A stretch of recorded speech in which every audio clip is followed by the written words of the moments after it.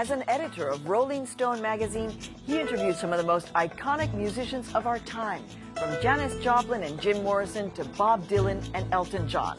Rock and roll journalist Ben Fong-Torres. I'm María Hinojosa. This is One on One.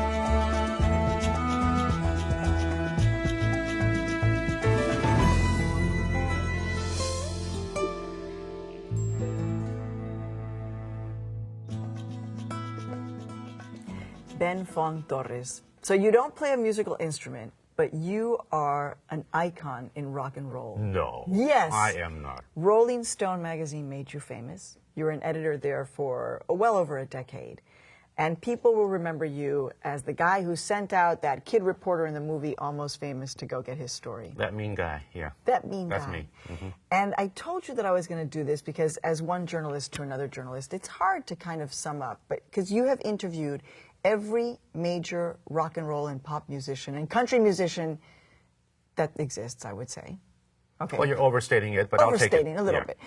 If you had to choose your top most memorable interviews from this huge history, what would it be? What would they be? You know, Maria, I have forgotten them all, actually. Every single one. Even Mick, Elton John. Mick who? But you know, sum it up. It's a tough choice, but I would say that quite often it's the behind-the-scenes stuff that goes on that builds to a story that makes it memorable for me. For example, one of my favorites is Ray Charles, because at the time that I suggested the story, he was not really on the charts and getting the kind of acclaim he should have been. What year was this? This is back in the early 70s. Okay. And Aretha's up there, and Otis Redding was a big star. And Joe Cocker, a British guy who sounded like Ray Charles, was on top of the charts and playing the Fillmore Auditorium. But not Ray Charles, except in tandem with Aretha Franklin one time. And I thought the man deserved more. He was one of the foundations of American music as we know it and love it. And so I just raised my hand, said, Ray Charles is in town.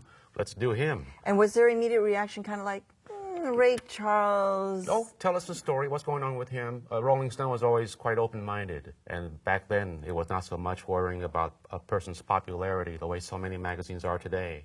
And so if you made your case, then you were sent out and got the story. So it wasn't about a popular rock star. That wasn't. No, this is a man of history and a man of pride and a man of who deserved a lot more than he was getting at that time. And he knew it too. And in that interview, he actually revealed to you, he talked about the fact that he was addicted to heroin. He talked about the fact that he felt that he wasn't getting a lot of recognition too. Yes. So we played on pretty much the reasons I had for the story. And by the time we got to know each other, it got to the point where for the first time he revealed details about his addiction to heroin and his kicking cold turkey in an institution.